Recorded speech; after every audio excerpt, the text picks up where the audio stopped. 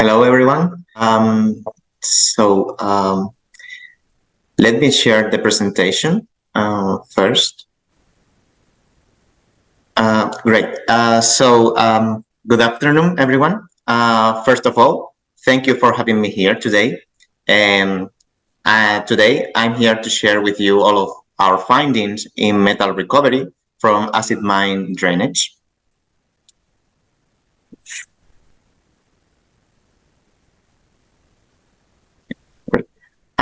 The mining industry is, in many cases, the foundation of the economy in many countries, especially those in the process of development. However, many developed countries still maintain a dependence on minerals and metal extractions.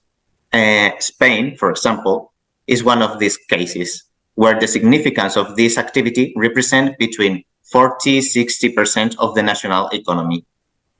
The activities in the mining sectors not only brings economic benefits, but also come with a range of environmental and health issues that need to be addressed for more sustainable production. One of the main problems is the generation of acid mine drainage. This liquid waste contains significant concentrations of metals in its composition, and these concentrations, along with the presence of sulfate and sulfides, lead to a decrease in pH levels to around 2 or 3. This issue related to this type of effluent can be categorized into 4 different levels, as you can see here on the screen. Well, there are a lot of environmental issues, but the important thing here is that there are 2 key factors influencing the composition of this acid mine drainage. The first factor is related to the source and includes factors such as composition, abundance, porosity, particle size, mineral types, and even more. The second factor is associated with environmental conditions such as temperature, rainfall, and climate. The problem with this kind of effluent is not just its generation, but the problem that it causes when it leaches and comes into contact with groundwater. This leads to a contamination and some other associated issues. In Europe, Spain is one of the countries with the greatest relevance in terms of minerals and metal extractions. And this underscored the importance of dealing with the waste generated by this industry. This industry is located in the southern part of the country, specifically in the region of Huelva. This region is particularly significant due to its historical connection with mining, and it's been engaged in mining activities since the Roman occupation of the peninsula.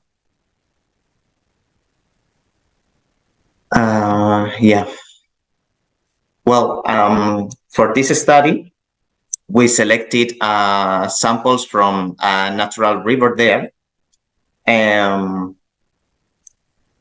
which received the acid mine drainage. The initial characterization was performed to determine the composition of this water. The results that we obtained with the samples are shown here on this table. As you can see here, due to the nature of this water, the pH is very low. At first glance, inhibits the proliferation of microorganisms and also results in the dissociation of metals. Based on this characterization, the major metals have been identified, which are aluminum, copper, zinc, manganese, magnesium, sodium, and calcium. Following this characterization, it was decided to target this metal for selective recovery so that they can be reused as raw material in some other industrial processes. One of the composition of our sample water is known. A treatment system has been designed to obtain treated water and recover metals as a byproduct. As you can see in this diagram, the treatment process begins with a reverse osmosis to concentrate the metals in the samples, followed by a chemical precipitation to recover all of these detected metals, and finally an electrodialysis to recover the sodium hydroxide. One notable aspect of the reverse osmosis process for this kind of samples is the low chemical oxygen demand. This, along with the absence of microorganisms and the initial relative cleanness of this water, makes the membrane treatment of this stream particularly straightforward. And this reflected in the ability to work at very low pressures, because we are working around 10 bars of pressure, which is quite low for our reverse osmosis. Even so, the flow rate has also remained very consistent through the entire process, with only a slight decrease observed over the 12 hours of treatment. And the significant drop in flow rate after 11 hours is due to the stream being so concentrated that there was hardly to contain in the feed tank. In summary, this process achieved a water recovery rate around 95%, which means that we started with 300 liters of samples, and after the concentration, we have about 50 liters. The characterization of the two resulting streams, the rejection and the permeate, are shown in this graphic. Well, now we selected the metal that we want to recover, and our idea is to recover through chemical precipitation, increasing the pH. Increasing this pH, adding sodium hydroxide to the samples. And we detected the different precipitation lines of these metals, which are here in this graphic. And now we detected our metals. We want to precipitate them. To determine the performance of the chemical precipitation process, the concentration of this metal in the supernatant has been monitored across different pH adjustments. From this data, the graph you see on the screen has been obtained, which demonstrate that this metal have been precipitated in accordance with our initial hypothesis, the last diagram that I showed before, resulting in the precipitation of 4 different fractions. The first one is the aluminum, the second one is copper and zinc, the third one is manganese and magnesium, and finally calcium. We have here 2 different mixtures. We didn't determine the best option to separate them, but we are working on that at this moment. At the same time, the concentration of sodium was increased because we were adding sodium hydroxide, obtaining a great concentration of sodium in the final effluent that we want to recover through an electrodialysis. So the last step of our treatment system is an electrodialysis with bipolar membranes. In this case, we achieve through the ion transfer from the solution to the extractant solutions. We obtain about 96% of recovery of the initial sodium concentration in the form of sodium hydroxide. The process has been monitored throughout the process by measuring the electrical conductivity, which has gone from an initial concentration of 60 millisiemens per centimeter to 142 microsiemens per centimeter. As a result of this treatment, the characterization of the final treated effluent. Time's up. I'm finishing. after the entire process has been carried out. As you can see, the results are very promising because we reduce the content of any metals on the stream, increasing the initial pH, so we can use this treated water as regenerated water. As a conclusion, we established the treatment system about reverse osmosis, chemical precipitation, and electrodialysis for metal recovery and water. The reverse osmosis is capable to recover 95% of the water treated. Through the chemical precipitation, we could recover 6 different metals. With the electrodialysis, we could recover almost 100% of the sodium in form of sodium hydroxide. And finally, we compare our results with other previous study, and it was suggested that our treatment system is much better than the previous works. Thank you. Gange cha Yamune chaiva Godavari Narmade Sindhu Kaveri Janismin Sannidham Kuru. We have all been asked to worship all of the mothers that we have been given by Mother Nature. Probably the approach why it is important that we have the worshipful mood is because the water is a very subtle and very critical resource. Any contamination in water would lead to tremendous challenges, and that is what exactly we are facing today. My presentation is on the topic water infinity through water circularity, the case study of Govardhan Eco Village, inbound and outbound programs. I work as a director, Center for Sustainability at IPLA Skilltech, and previously I was Chief Sustainability Officer at Govardhan Eco Village.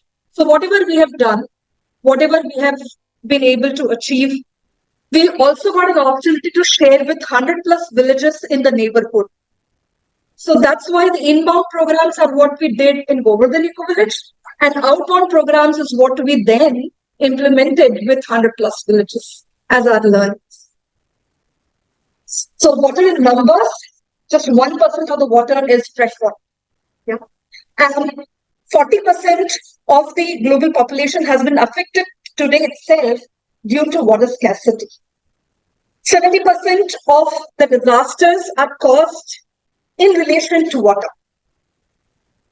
The cumulative demand for irrigation itself would be 400% by 2030. So as we are speaking, the day by day, water scarcity is being felt. 21 cities are out of groundwater tables, as we are all aware. But what is the hope? So I'm here to share not the problems, but the hope.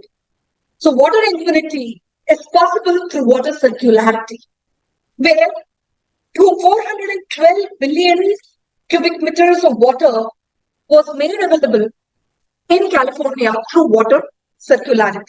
Now, when we have this as a case, we looked at what Govardhan Eco Village was doing on both the aspects of water infinity. What we do in the rainwater harvesting and how we manage the wastewater treatment at the Eco Village. Materials and methods. So this gives you a comprehensive idea about the academic databases that were referred to. The initial search resulted into these many documents, 24,200 documents for circular economy itself. So then I filtered it for 2010 onwards publication. Finally, 134 articles were very, very relevant for the case that I was having, considering the geographical need, and at the same time, the kind of research methods were put to use and the kind of work or findings were supposed to come. Now, the very approach for water circularity is different than traditionally how we have been treating water. This is systems thinking approach where we look at water very comprehensively. The large water bodies, how they are managed, water reservoirs, however, how they are managed. Agriculture has been the second largest consumer for water. So how does the agriculture need is being managed, the distribution system, sludge management, and how do we deal with customers? And each one in itself its huge field of study for that matter. Now, the beautiful part is when you look at eco-village, it is the microcosm of how there would be a living. Yeah. So it gives you a best way of looking at the case study. Yeah. As the microcosm of what it would represent if it is implemented on the larger scale.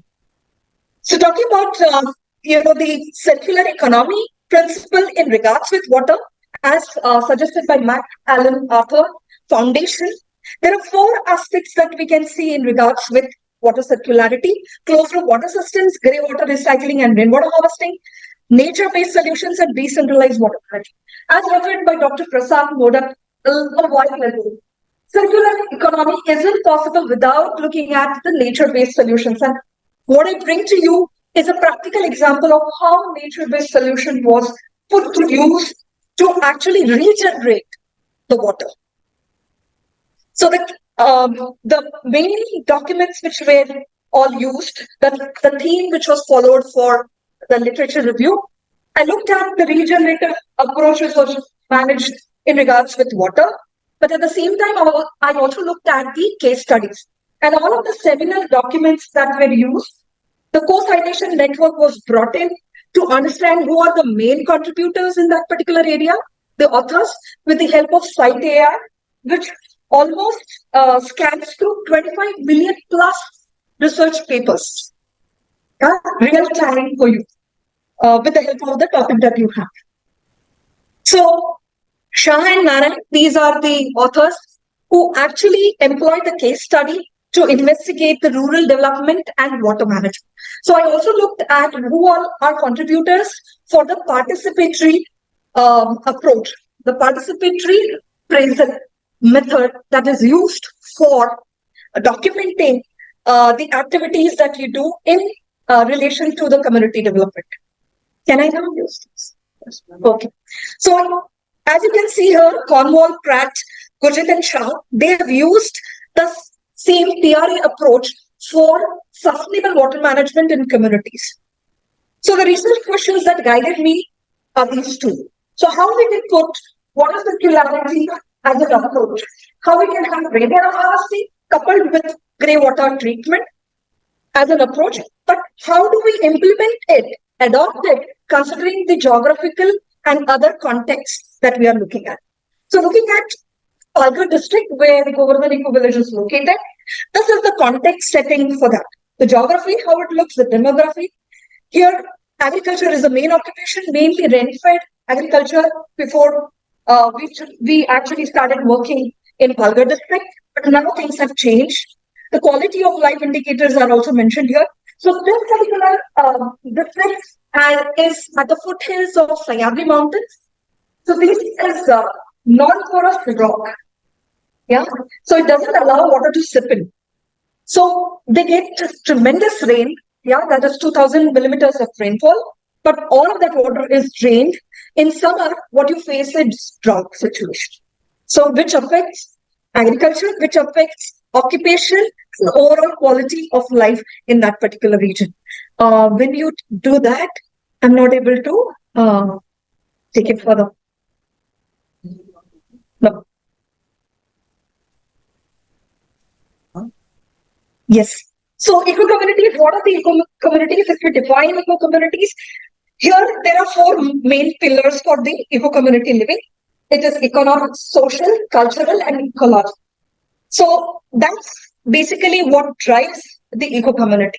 And at the heart of an eco-community is water. So as I mentioned, the challenge in Palghar is the scarcity of water in summer. The data sources that have been used have been panned out in 2 areas for the inbound and the outbound. The official documents and everything which was put to use at GV and the stakeholders of GV who also were interviewed. And the second one was the Pani Panchayat committee interviews and the interviews in the community and so on. So the sampling strategy has been outlined here. There were 100 villages which were sampled. This is purposive sampling that was put to use here. The reason being clear, these were the places where we actually implemented all of the strategies. So we carried out the hydrogeological survey at Govardhan Eco Village, and we arrived at the method where we could rainwater harvest almost 90 million liters of water. And this is a beautiful site. You can see it affected the biodiversity in a positive sense. 65 plus species of birds, 55 plus species of butterflies is what you can spot at Govardhan Eco Village. There are few people who have actually visited GEV, and they are here for rainwater handling. We have the nature-based soil biotechnology plant in place, and this is the results that you can see how each of the contaminant has been handled in a natural manner, imitating the way nature acts. And this is the site of the soil biotechnology plant. It looks like a garden. Yeah. And these are learnings we decided to bring it back for the villages.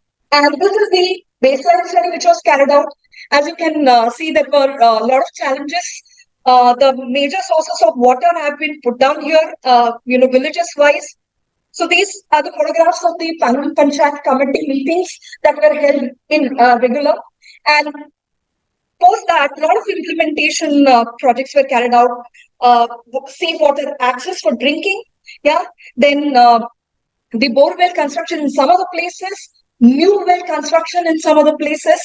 The shared farm pond were constructed in the farms. So 4-5 farmers together actually contributed to making a shared farm pond. So these are the gel coats being made, and this is what you see as the impact. Thank you so much. And the impact is clear here. 7,000 plus families have been positively impacted, and the incomes have gone way back, way above what it was earlier. So that's from my side and implications. So you're invited to experience it. Yes, that's fun. Thank you. Very good afternoon to all of you. Myself, Dr. Shurnimita Mondal from Bangalore University. I am talking about a novel bioadsorbent mediated remediation of pesticide residues in water samples and environmentally friendly clinical technology. Pesticides. We all know about the pesticide. What is pesticide? Means bactericides, insecticides, fungicides, weedicides, acaricides, all these are called as pesticides. We usually use for our agricultural purpose to protect our pests and that are affected by the diseases. So, type of pesticide, we know that different type of pesticides like organochloro, organophosphate, and pyrethroid, different type of pesticides are available. But we are not aware about what are the impact and what are the effect of the pesticides. Usually we use pesticide for our agricultural growth and yield, but what is the impact? That is very remarkable for our public health. So, if you see that pesticide cycle, during pesticides, whenever you can see that farmers are applying pesticides for the agricultural field, these are absorbed by the soil particles and this can be degraded by naturally means sometimes by the photolysis like it, but can be again restored in the soil. So what is the ultimate fate of the pesticide? That are the absorbed by the plants. So that plants can be eaten by ourselves. That already impact on the public health.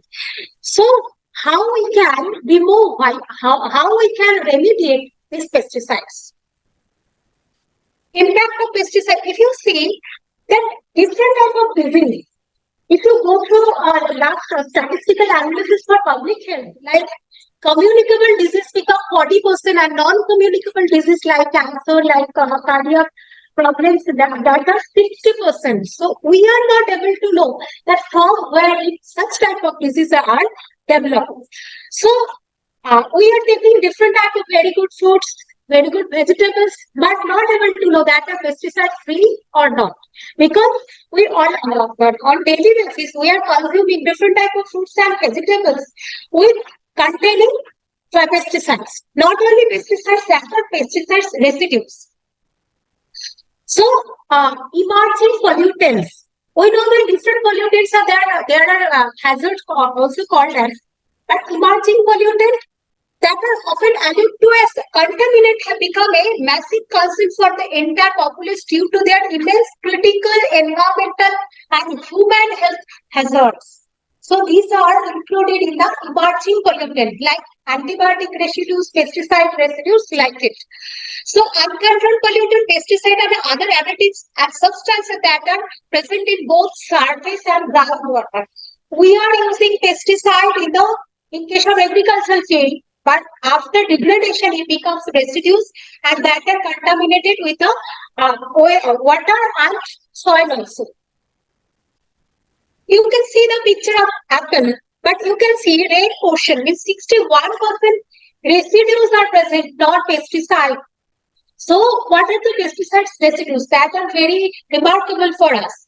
And no residues, only 23%. We are consuming apple on daily basis, but containing pesticide as well. That is our concern. So source of pesticides, we know chemicals, and we have taken for our indigenous source, that is cypermethrin and chlorpyrifos, that is widely used in all over India. So chlorpyrifos, if you see 3,5,6-trichloro-2-pyridiol TCP is the metabolite of several chlorinated pyridine containing pesticides, including chlorpyrifos. Not the directly chlorpyrifos, but that are the residues of the chlorpyrifos. Like it, in case of cypermethrin, that is another different type of metabolites that are very detrimental impact on our public health, on our human health.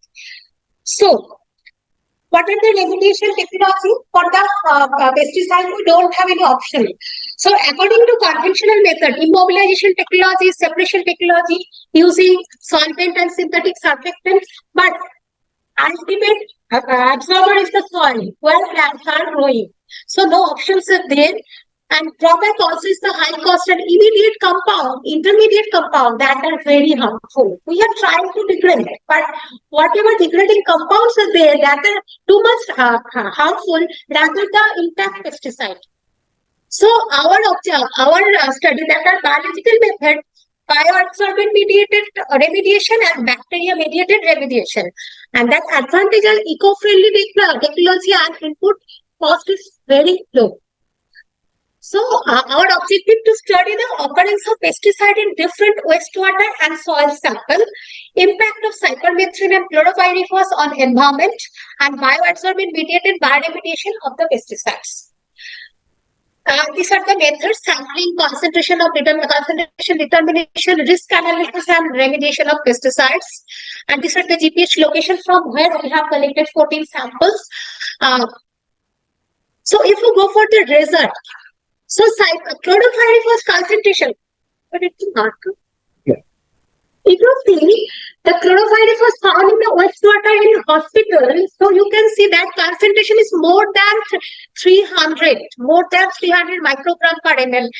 In case of North Bengal hospital, and in case of Kolani, that is near about 150, and in Bardwan, that is 50 microgram per liter in water. That MRL level is 0.01 microgram per liter. So that is not in our permissible level. In case of chlorpyrifos, this is in soil that can be sedimented also. This was on the surface water, and this is in the sediment soil. So that is also present in case of Bardwan, that is highest concentration. That also above the MRL level.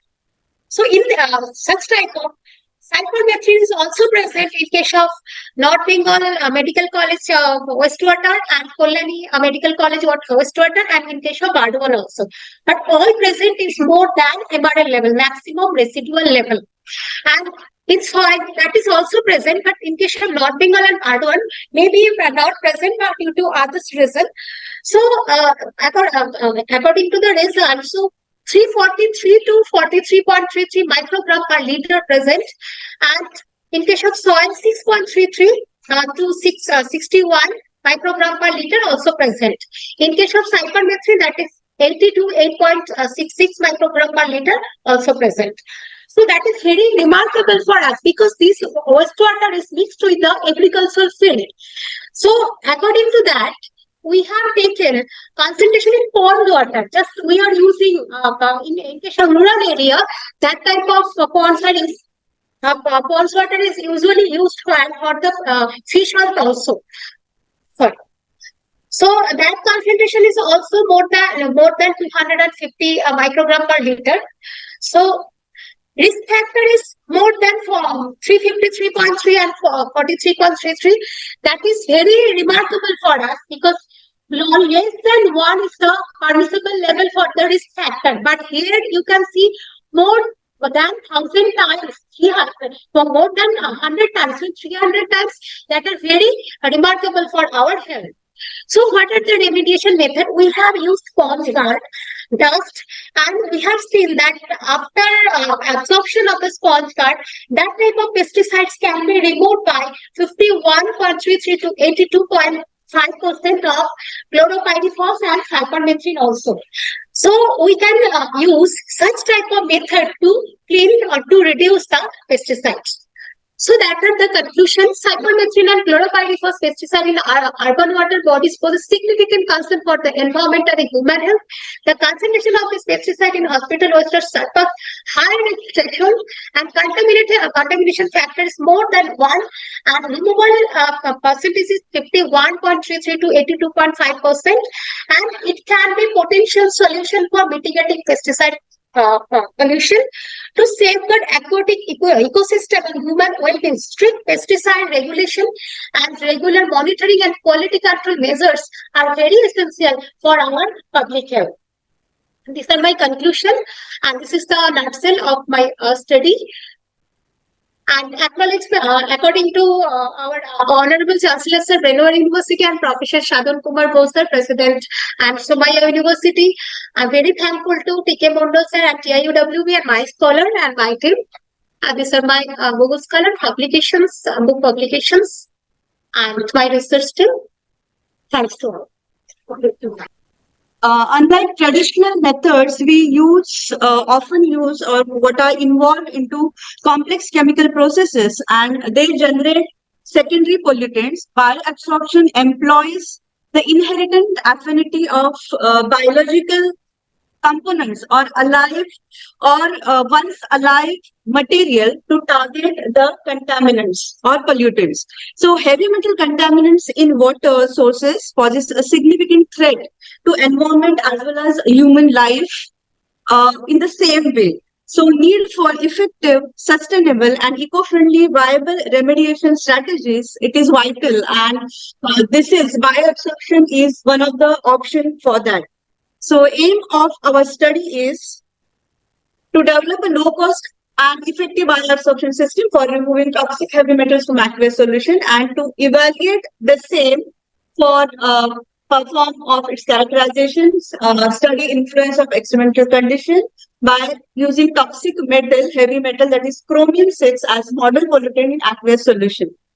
To meet the above goal, we have followed these objectives, that is to investigate the characteristics of bioabsorbent, to characterize the various bioabsorption process parameter to determine optimum operational condition for maximum uptake of heavy metal, to study the bioabsorbent for the maximum efficiency for removal of toxic heavy metal such as chromium-6, by applying some commonly used adsorption isotherm and kinetic models, and lastly to form a lab scale continuous flow type bioreactor using fine powder material. So to achieve these goals, Ficus bengalensis fruit powder is used as bioabsorbent after extensive literature review. Banyan fruit powder is selected, and it is used with its native characteristics. That is, no pre-treatment is done, no acid-based treatment is done. So then bioabsorbent, it was subjected to characterization study, which is followed by study of affecting factors on bioabsorbent.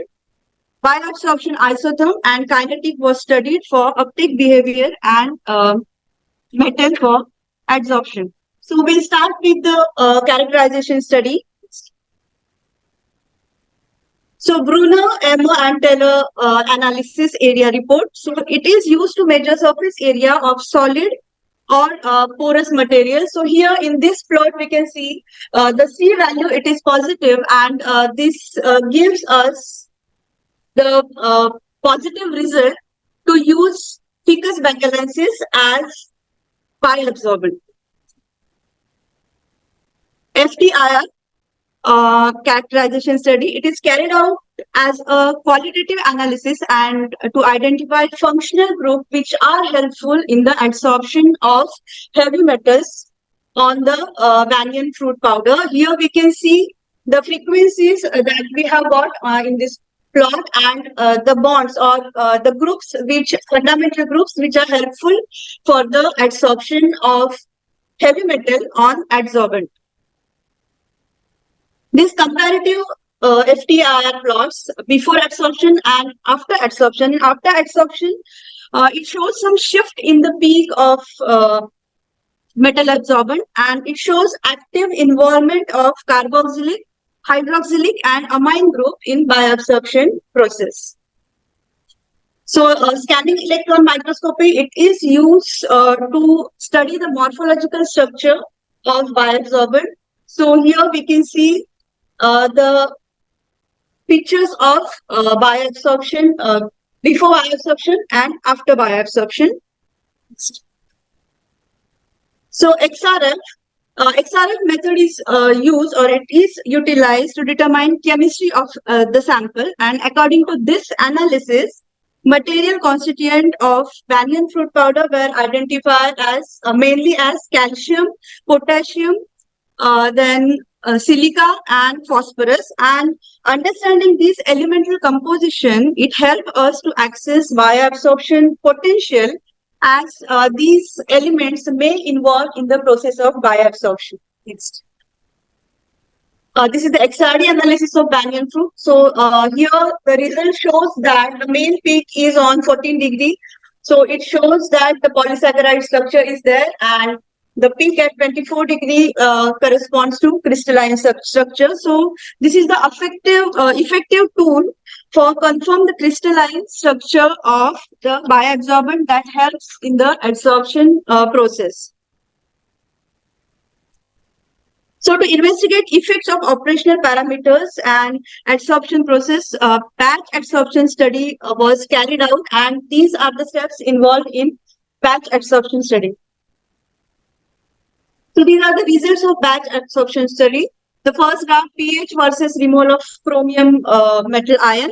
So here we can see that we get the very good percentage of efficiency in the acidic condition of the solution. So here the negative charge form of chromium-6 ions, they are dominant in the acidic conditions, and these acidic photons deposition on the bioabsorption surface, they strongly attract the negatively charged chromium ions, and so we get the good efficiency. Once it gets towards the alkaline condition, the hydroxylic ion gets involved in the reaction, and due to that it creates hindrance in the efficiency removal. The next graph is contact time. Contact time versus removal. So here in the second graph, we can say that the rapid surface reaction is followed by the slow intercellular diffusion. The next is initial metal ion concentration, this graph. So as increase in the initial concentration, it leads to decrease in the removal efficiency, and the decrease in the removal efficiency, it is because of limited number of adsorption active sites present as functional group. And in the same graph, we can say bioabsorbent dose. So this determines the metal removal efficiency and capacity for given initial metal ion concentration, and this removal efficiency is directly proportional to bioabsorption dose up to the saturation point. And after saturation point, we will not get the proper percentage efficiency removal. Average particle size of bioabsorbent molecule is directly related to its specific surface area, and small particle size offers large surface area. Next slide. So here, these are the result of adsorption isotherm study. So here we can see that the adsorption isotherm study, they were performed to define the distribution of adsorbate onto the solid and liquid state solution of different concentration. And here we have used Langmuir and Freundlich, which are the most acceptable and huge surface adsorption models for single solute system. In this present work, we have got the correlation coefficient value, that is R2 value, near 1 in both the models. So we can say that both the models are better fit for this equilibrium adsorption data.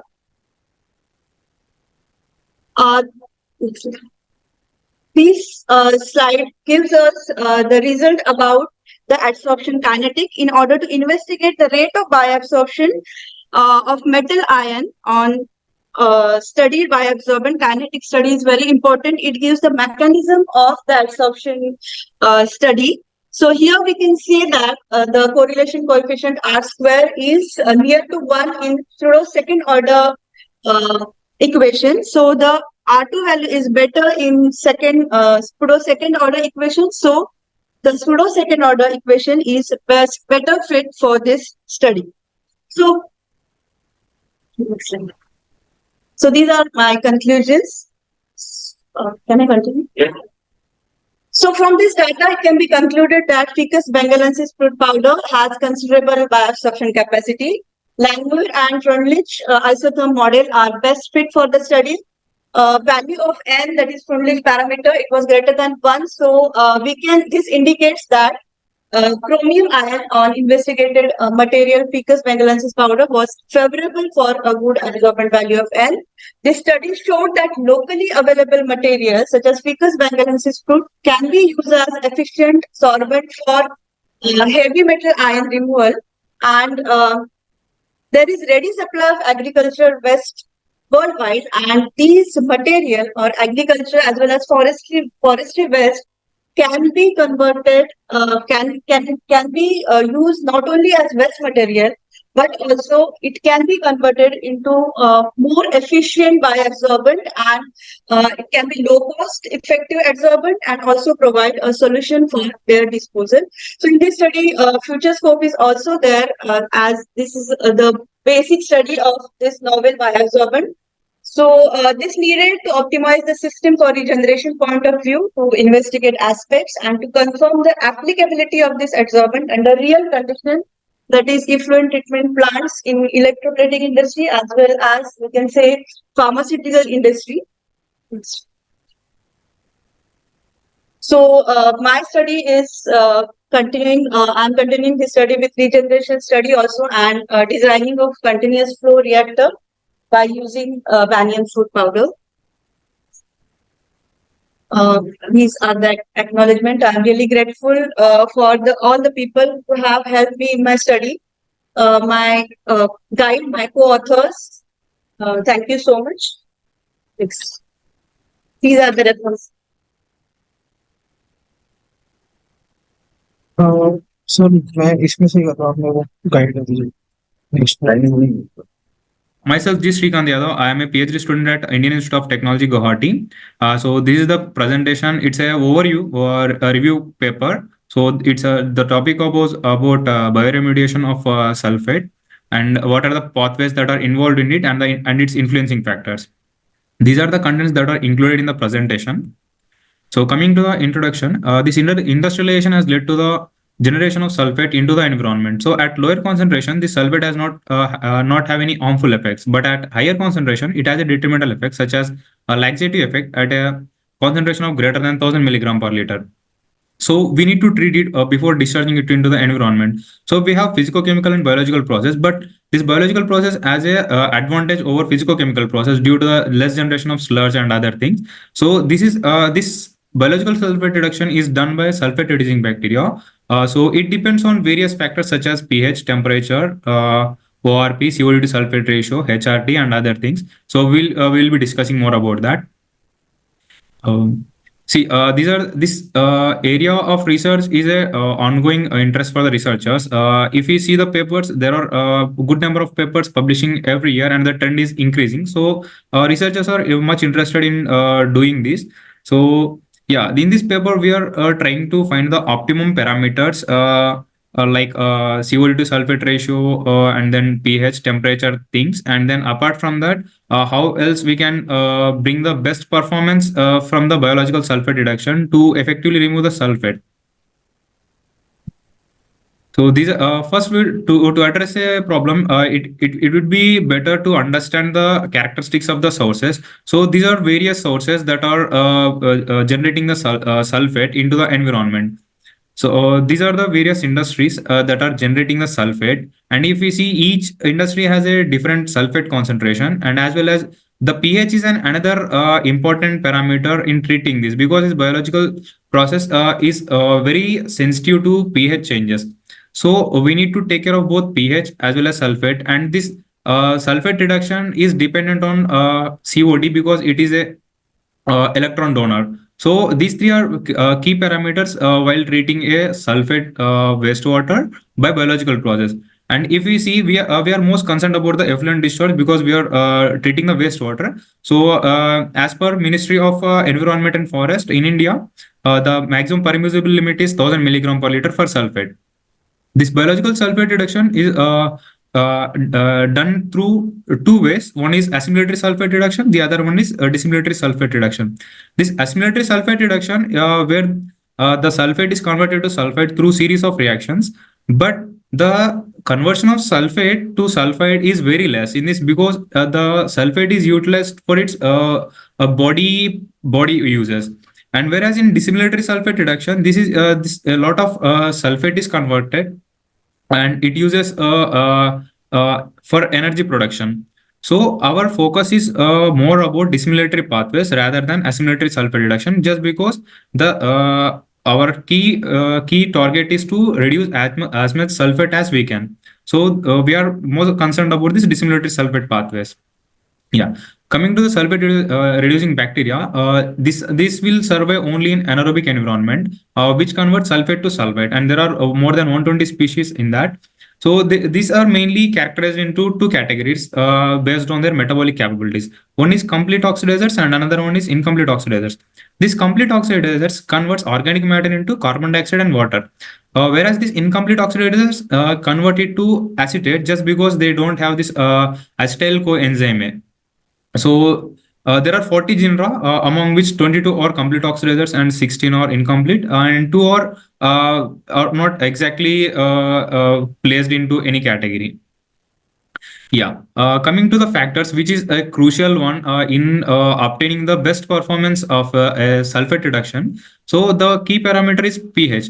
If the SRB will perform well at the pH of 7 to 8, so when the pH goes down, this SRB activity will decrease. Just say when the pH goes less than 4, there will be different kinds of effects. Just like the first one is the acidifying the cell cytoplasm, because these protons, whatever it is there, they will try to penetrate through the cell wall, and then they'll acidify the cell cytoplasm in it. And whatever the energy that is generated through the redox reactions, that will be diverted to balance this proton diffusion into the cell.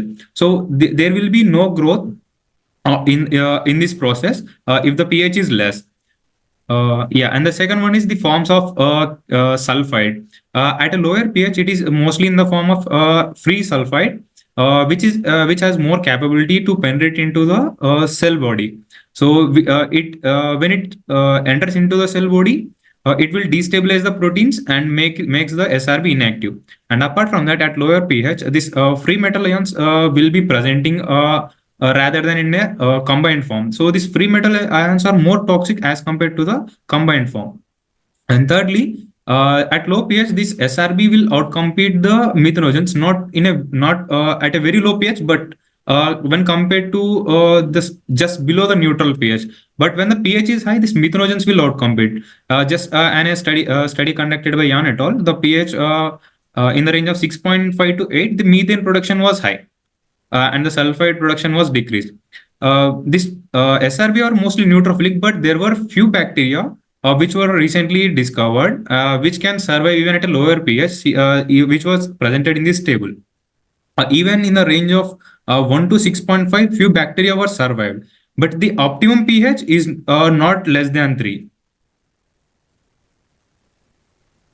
Coming to the temperature, the most of the SRBs that we use are mesophilic, and when the temperature is too low, then this membrane fluidity will decrease and makes the proteins destabilize. And when the temperature is too high, this increases the membrane permeability, and which disorganizes the lipid proteins. Wait.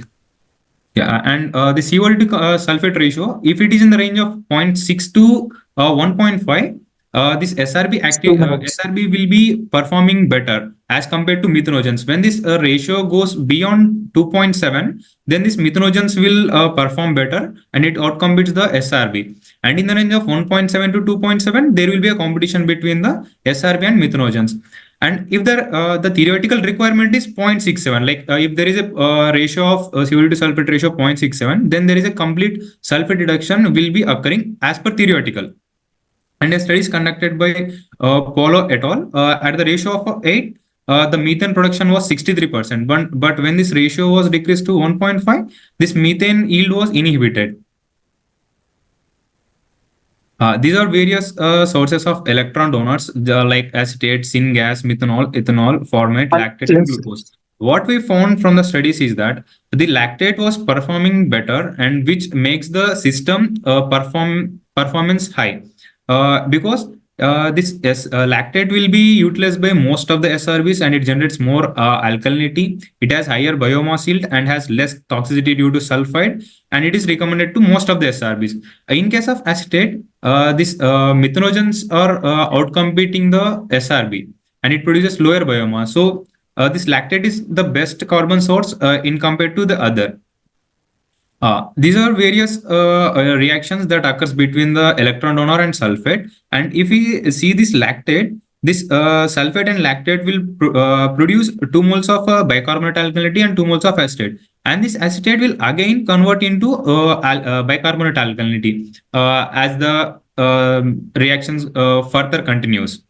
Time is up. This lactate has more ability to generate the alkalinity. And coming to the ORP, if the ORP is less than minus 100 millivolts, then this SRB starts, it indicates anaerobic condition, and the SRB will grow in that. And this ORP is an indicator of dissolved oxygen as well. And with increase in the sulfate reduction, this ORP will decrease further, and it may even go up to minus 500 millivolts. And coming to the sulfate toxicity, when it drops below, when pH drops below less than 6, this H2S, the free sulfide, is predominant. So it has effects on the SRB. So the postulation is that this free SRB, free H2S will pass through the cell wall and damages the cell protein. And the other one is that this sulfide, whatever it is there, it reacts with the essential trace metals and forms metal sulfide precipitations. And then they are deprived of essential trace metals. As a result, the SRB activity will decrease. So based on the operation and the ability of the SRB to respond to the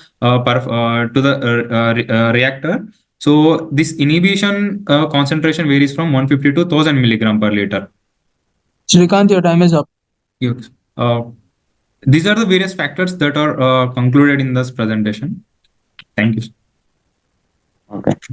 Good afternoon, everyone. I'm Mohammad Adim. I'm from Aligarh Muslim University. I'm a research scholar in the Department of Civil Engineering. I'm here to present the recent sustainable advancement in the phosphorus removal and recovery from the slaughterhouse wastewater review paper.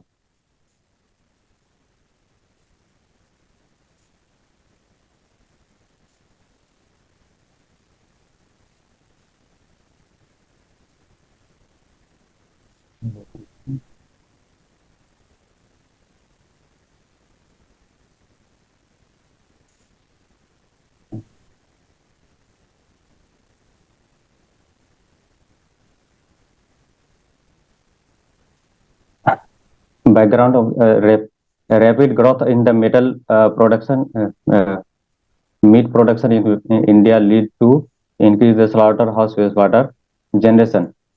The challenges is the high organic load, elevated phosphorus content in the wastewater. Sources of the contamination is blood pieces. And Adim, can you liquids. turn your presentation mode on?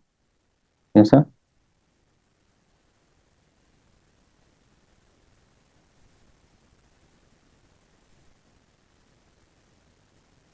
Can you see this? No. Can you go into slideshow and then present?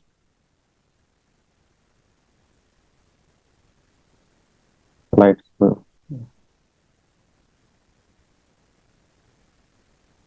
So when you go to share screen, you click on slideshow.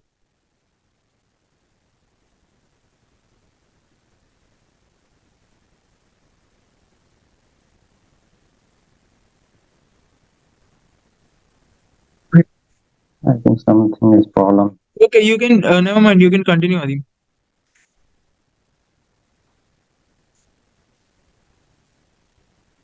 Hello. Yes, sir.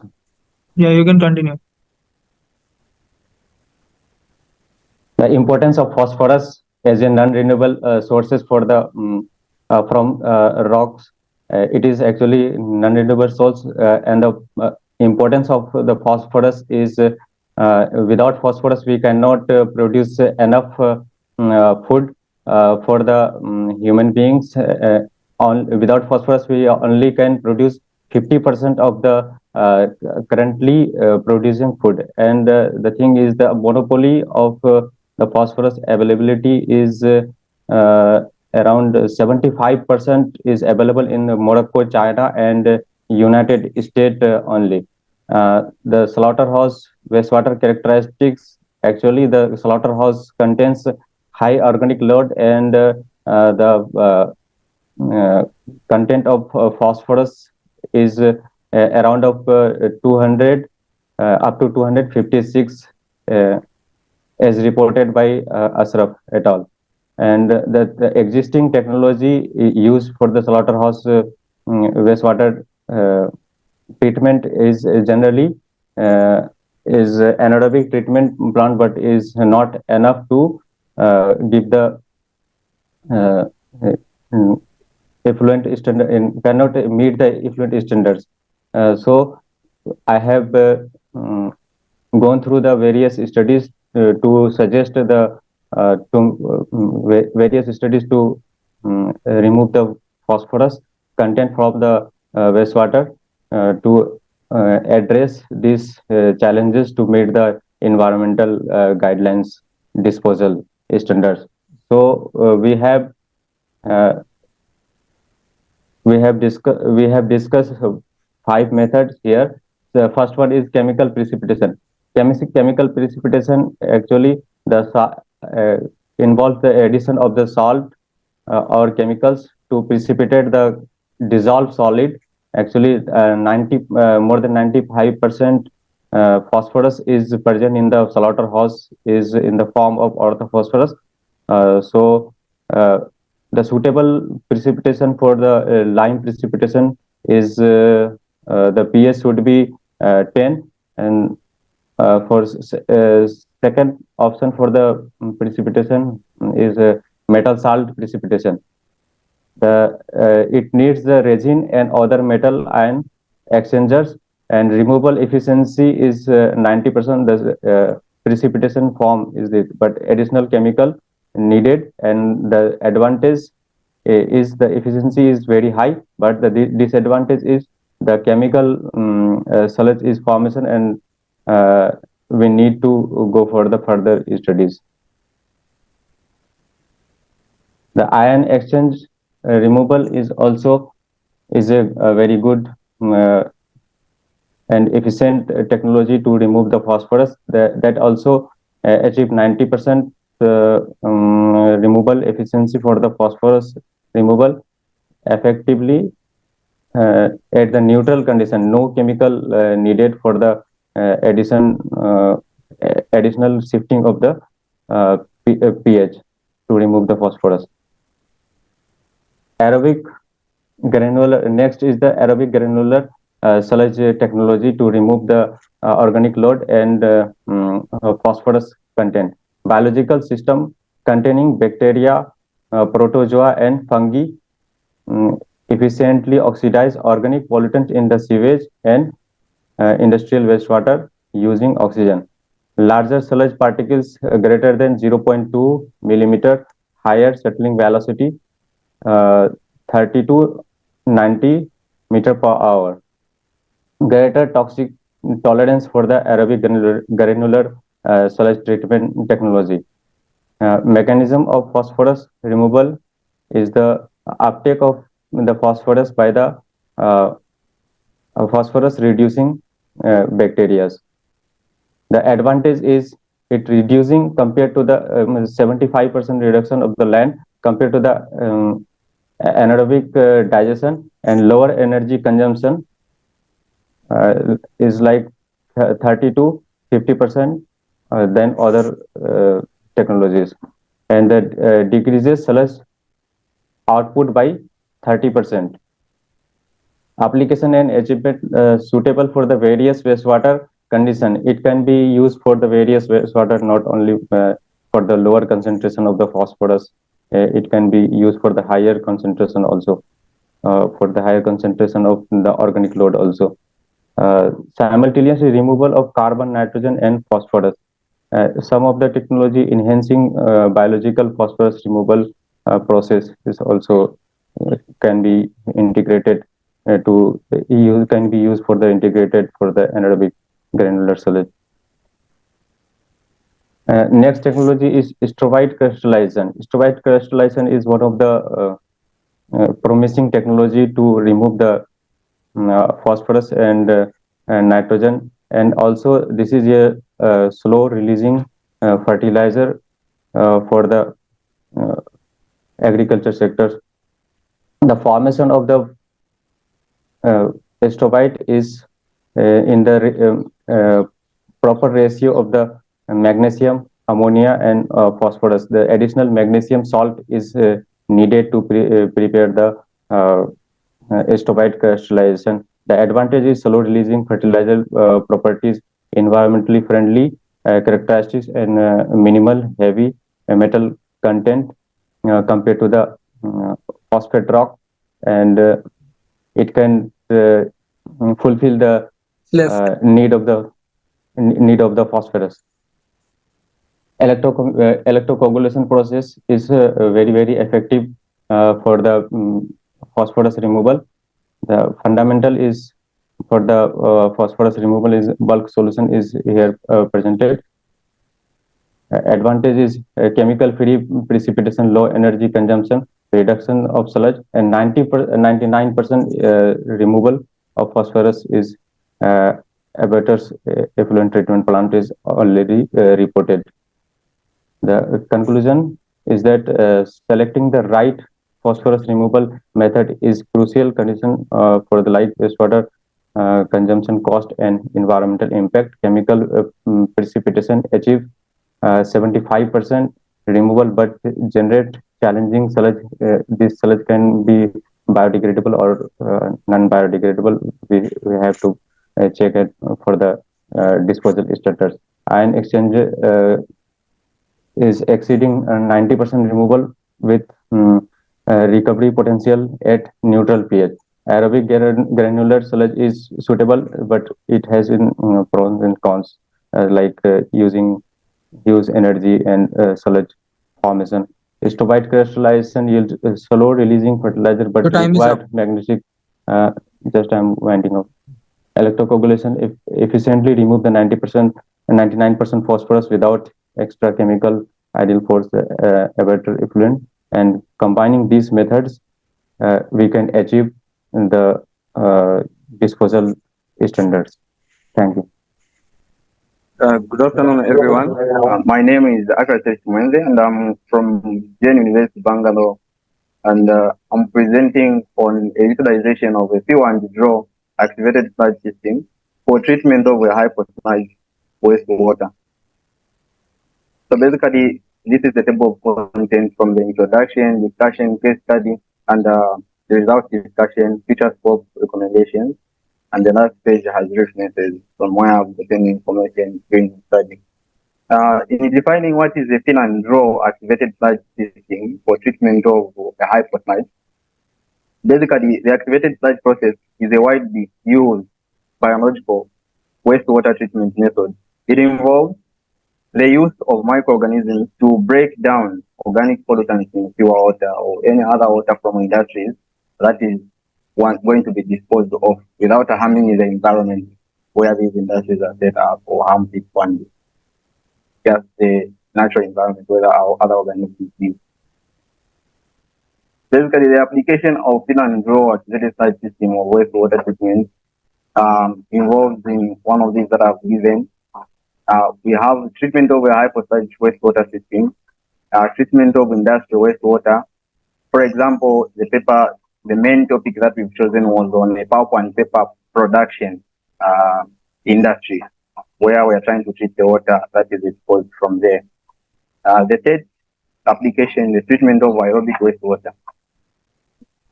Now, in the context of, let's say, India here, where this research is mainly based, the context of the national and international environment issues, the pulp and paper sector is especially pertinent because it is one of India's most energy intensive and heavily polluting industries that we have here in India. Now, every year this industry in India uses more than 9 million cubic meters of wastewater and over 695 million cubic meters of wastewater. And India, in the production of pulp and paper throughout the whole world, India accounts for about close to 2% of the world's production per year. Now, advantages of using this system, the fill and draw activated site system. One, it enhances treatment efficiency, unlike using other methods in treating water, which might not be very efficient. Compact design. The design of the fill and draw activated site system boasts a compact footprint, requiring less area for installation and operation. Flexibility is very flexible. Reduce the energy consumption because the conventional methods that have been used requires a lot of energy. And in this world today, we are struggling with the energy and we are trying to optimize how much energy we use. Now, the disadvantage of this method, it is very complex and operational procedures requires skilled labor, like people who understand technical processes to operate this kind of process. Now, the potential for such bulking, because like we are feeding in the water that is dirty that we are trying to treat, goes out again, the same process and again, that results in bulking. Now, a higher capital cost to set up this plant would need a higher initial setup cost, even though the maintenance also requires some other costs. That's one limitation and a disadvantage that we can note. Now, factors affecting the fill and draw activated site system performance. Several factors influence the performance of the fill and draw activated site system, including one, organic loading rate, mixed liquor suspended solids at the bottom, dissolved oxygen demand levels, because we need a lot of oxygen to create a conducive environment for the microbes in order to work on the substrate of the pollutants that are in water for us to clean the water for them. Now, temperature also influences because this is an aerobic process that involves living organisms working on the substrate. So, temperature plays a very major role as they need a specific temperature range for them to survive and be efficient. Now, optimization strategies for fill and draw activated sites. Now, we have to consider nutritional control, nutrition supplements, particularly nitrogen and phosphorus, okay, to enhance microbial growth and improve treatment performance. Bioaugmentation introduction of specific microorganisms can also augment the microbial population and enhance the degradation of the culture and pollutants in the system that we are trying to treat the water. Also, sequencing of the fill and draw cycles, depending on how much wastewater we are trying to clean per day or within 24 hours or within a period that is specified, the volume of the wastewater compared to the volume that we are going to collect of the clean water. Now, also, in consideration of monitoring and control, continuous monitoring and control of key parameters such as DO, the pH values, and also the suspended solid are essential for maintaining optimal system performance. Because if one of these parameters are too much or are less, the process is not going to be very efficient.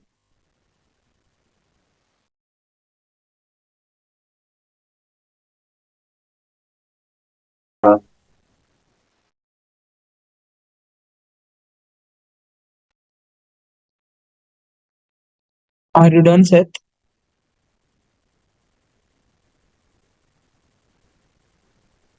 Seth, Water. hello? Yeah. Yeah, you can continue. All right. So I was saying the case study that we've chosen that we got from India is the pulp and paper industry, which around India we have got more than 800 of these industries. Like I said, India amounts to about 2% of the world paper production. So these industries require a lot of water for them to work, and then they produce again a lot of wastewater, which needs to be disposed of. But before we do that, we need to clean this water using the most efficient method. So, for example, this is an app that we conducted. I can see someone to join whether I can admit them. For this experiment, a 25 liter lab scale reactor made of lead that was used. Now, the reactor measured 20 centimeters width, 20 centimeters in height, in length, and 36 centimeters in height. Now, there was a working volume of 20 liters. By modifying the product, the effluent was supplied into the reactor via a flex equalization tank. Now, this figure shows the setup. The experimental procedure. The collected sample was subjected to various physical chemical tests using conventional procedures. The studies including analysis of the acidic levels, like the pH value, how much acid was there, and what level, the concentrated oxygen demand, biological oxygen demand. All these were analyzed and then considered. So these were the parameters of the operation conditions of the fuel and draw activated system process. The parameters are feeding period, which was about 21 to 50 hours. That's about from a day to about close to 3 days. Now reaction period is 2, 3, 4, and 6 hours. Settlement period 1, 2, 6, 10 hours and 2 hours. The drawing period is 3 hours. The idle period 2 hours. Now, impact of the suspended studies concentration on effluent deterioration. To examine the impact on pulp mill effluent degradation, the suspended studies was injected at doses ranging from 3,550 to 5,050 milligrams per liter. Now, averaging 5,000 milligrams per liter. And this was the graph comparing the COD and the BOD demand.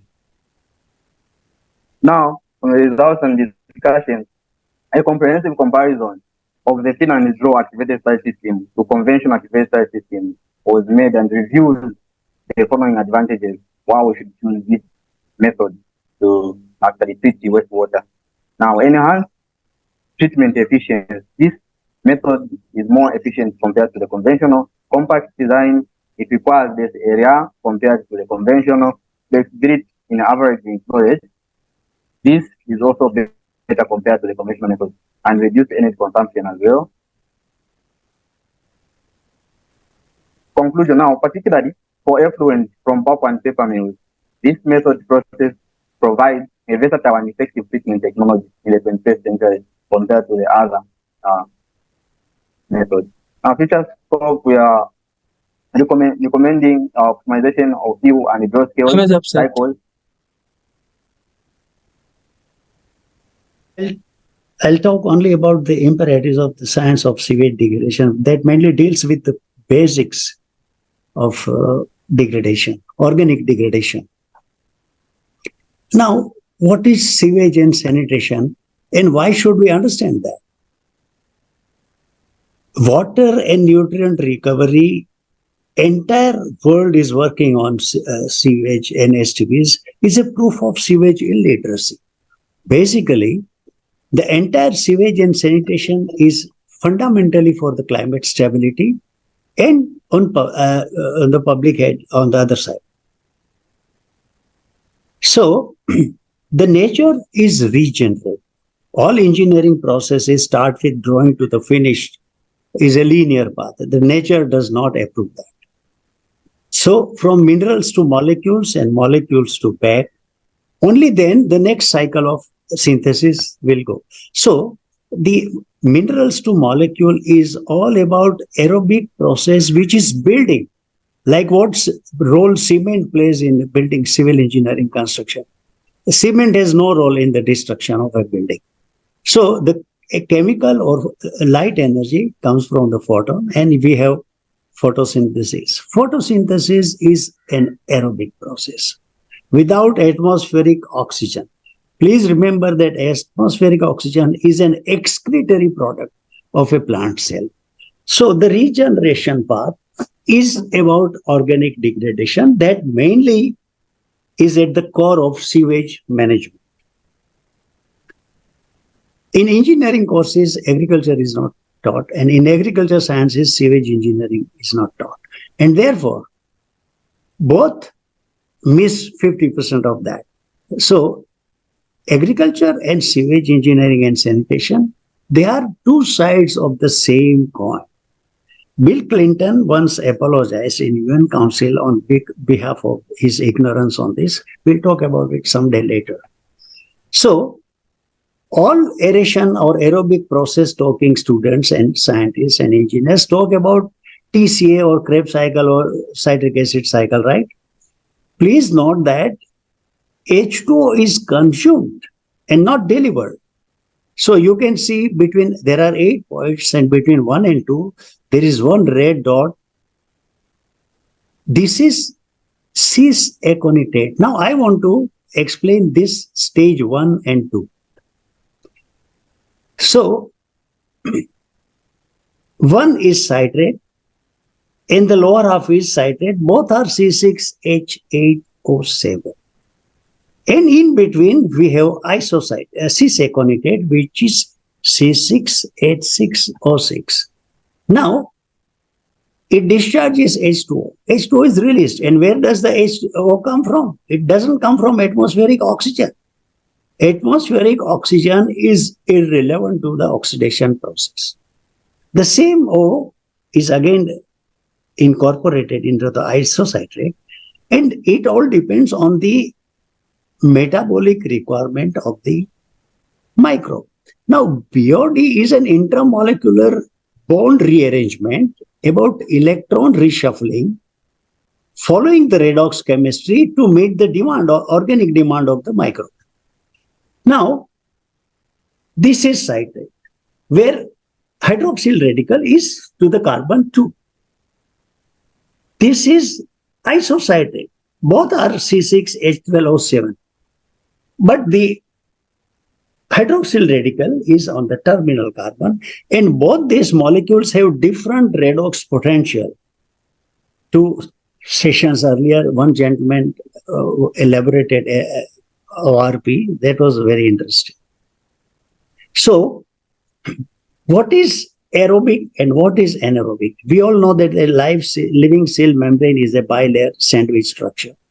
Now, as TCA, carboxyl acid concentration goes up, pH drops below 7, then therefore the H must be pumped out for the cell to remain alive.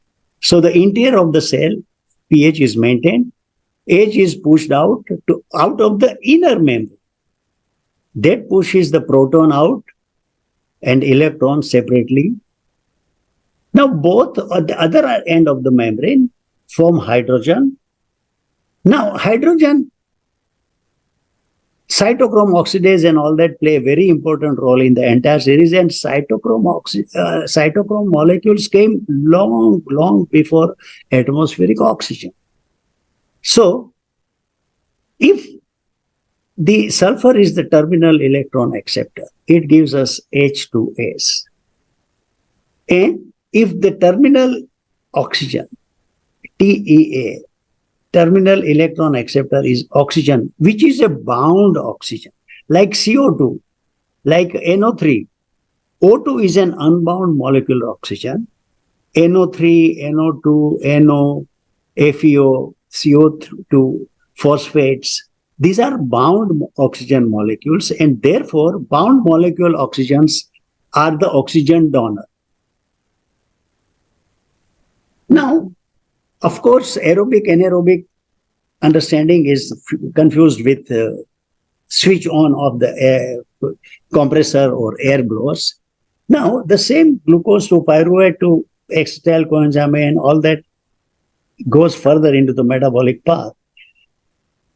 One condition, depending on the pH, follows an anaerobic path, and the bottom side follows the aerobic path. But what I want to highlight is aerobic to anaerobic facultative switchover of a genetic machinery requires transmission and acclimatization to the changing environment. The whole protoplasm goes into a different shift, and this shift takes time, which is 92 minutes. No STPs allow this kind of SRT, solid retention time. And therefore, in my view, no STP is working. Now, all the ASP related path, which is 100-year-old, they are basically working on the seed organisms, which are protozoa, rotifers, worms, tardigrades, and all that, which are irrelevant. They have nothing to do with reduction of BOD. So if the seeds organisms are wrong, all SRT, based on SRT, all batch SBR and MBR and BBR all miss the very line of treatment. So,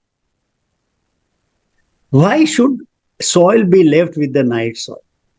Here we are talking about the soil amendment, and soil amendment is not about nutrient recovery. Soil amendment is about a genetic recombination. Suppose the soil has genes capital A, B, etc. And the night soil organisms have small letters of triplet code I have only shown. When both of them mix through the lateral gene transfers, microbes and archaea do not reproduce sexually.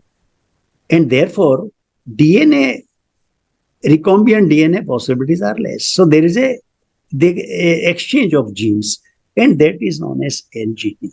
So some triplets are capital A, small a, capital A. Then other is small a, capital A, small a, and all that you can read here.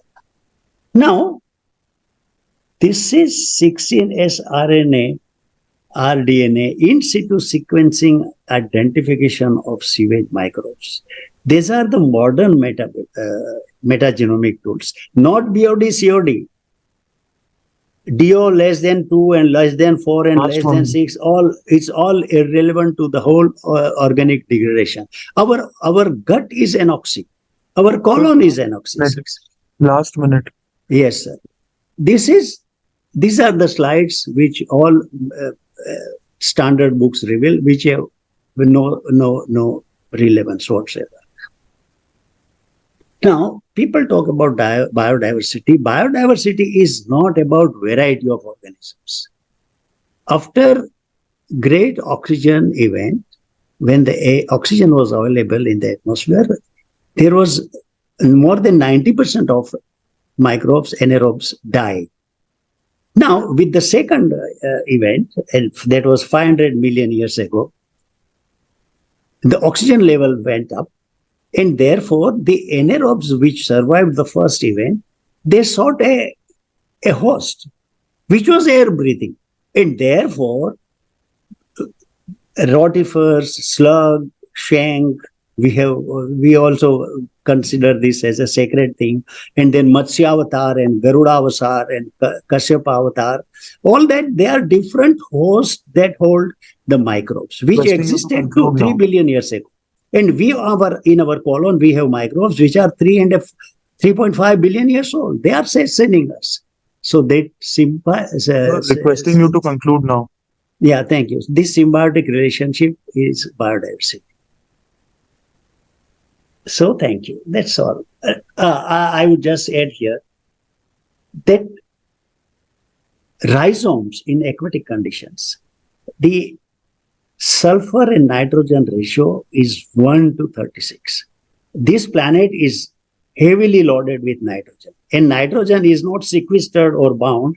It gives us a nitrous oxide, which is the chief greenhouse gas.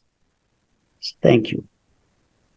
Seed organisms that all these processes take into consideration are eukaryotes, metazoa, protozoa, coleophora, rotifers, worms, tardigrades, cyclops, daphnia.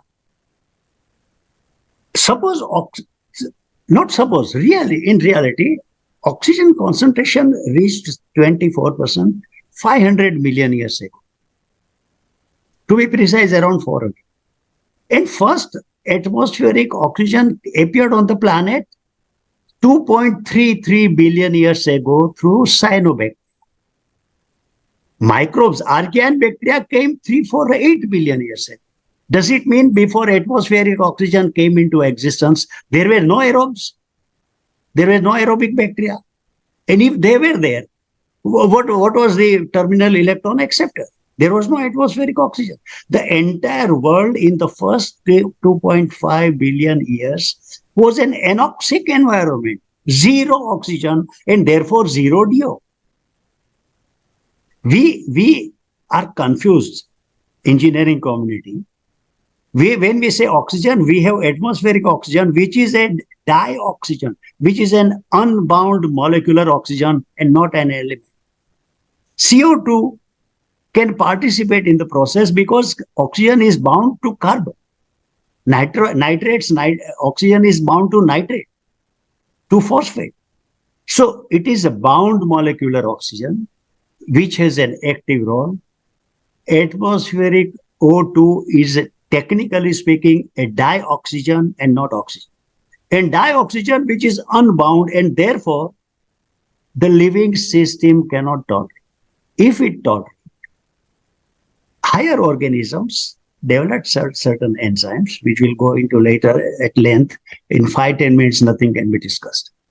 That O2, when splits, it's a very high energy demanding process that no living cell can tolerate. And it takes 495 kilojoule energy. There will be a lot of temperature rise. The cell will be dead. But oxygen, under certain circumstances, it behaves like an elixir and poison on the other hand. Try to understand this. Oxygen is a killer and oxygen is a pranavayu. Now, which way the oxygen will go? That is the function of the genomes. And therefore, sewage engineering is a genomic science. And engineering fraternity, B or D talk, but they have not studied biology. So they are not qualified to talk about B or D. Honestly, I'm being frank with you. Because what is pranavayu and what is toxic? Acha, all Boyle's and Henry's laws are null and void. Partial pressure, if applicable to a living membrane, which is a sandwich structure, double layer structure. So nitrogen, plants can take nitrogen directly from the air because it is 79%. And against that, carbon dioxide concentration is 0.04%. And still plants take that CO2 for photosynthesis. So where is Henry's law gone? What happened to Boyle's law? Boyle's law and Henry's law are about physical behavior of gases through a single layer ordinary non-living membrane.